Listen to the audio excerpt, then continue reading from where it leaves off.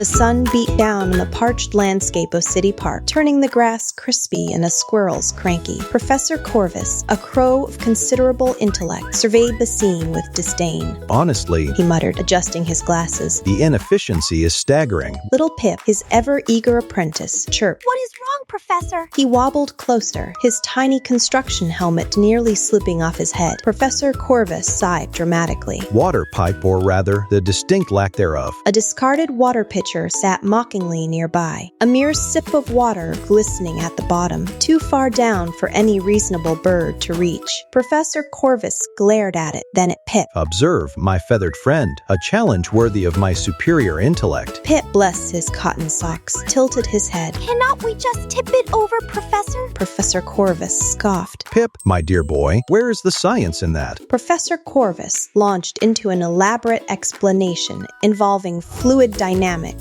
granular displacement, and something he called avian hydroengineering. Pip's eyes glazed over. He just nodded enthusiastically. First, Professor Corvus declared, pulling out a tiny pair of tongs from his lab coat pocket. we shall analyze the particulate composition of these pebbles. He proceeded to examine a small stone with the intensity of a diamond appraiser. He carefully dropped the pebble into the pitcher. Plink, click-clack. Amazing, Professor. What is next? Professor Corvus beamed, basking in the undeserved praise. Pebble after pebble, Professor Corvus meticulously added to the pitcher. Pip, growing restless, started juggling acorns. Are you sure this is working, Professor? Of course, it is working. Professor Corvus snapped, his feathers slightly ruffled. Science takes time, Pip, unlike simplerim. He subtly glared at a squirrel who was effortlessly lapping water from a puddle. Hours passed. The sun began to set. The pitcher was nearly full of pebbles. The water remained stubbornly out of reach. Professor Corvus's lab coat was now covered in dust. Pip, ever the optimist, chirped. Almost there, Professor. Just a few more pebbles. But even his cheerful voice lacked its usual spark. Suddenly, a wise old owl hooted from a nearby branch. Having a bit of trouble there, Professor? Professor Corvus bristled. Just conducting an experiment. The owl chuckled. Sometimes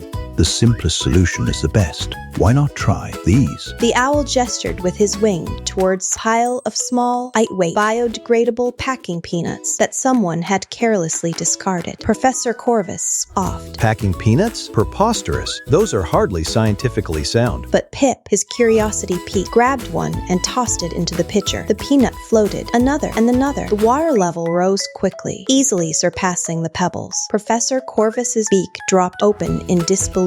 Soon, the water was high enough for Pip to take a refreshing sip. He chirped happily. It worked, Professor. It actually worked. Professor Corvus, after a moment, stunned silence, muttered. Well, I suppose the principles of buoyancy are valid. He carefully took a sip himself, trying to maintain his dignity. The owl hooted again, a little louder this time. Sometimes, Professor, it is not about being the smartest. It is about being smart enough to adapt. Professor Corvus sighed. I suppose you are right. He removed his glasses and polished them with a feather. There is more than one way to fill a pitcher, is not there? Pip chirped, and sometimes the dumb way is actually the smartest. He winked. Professor Corvus could not help but smile. Together, they emptied the pitcher of pebbles and replaced them with packing peanuts, making the water accessible for all the thirsty creatures of City Park. The squirrels even offered a grudging nod of thanks. From that day on, Professor Corvus learned to temper his scientific arrogance with a healthy dose of practicality, and Pip, well, he remained enthusiastically clueless,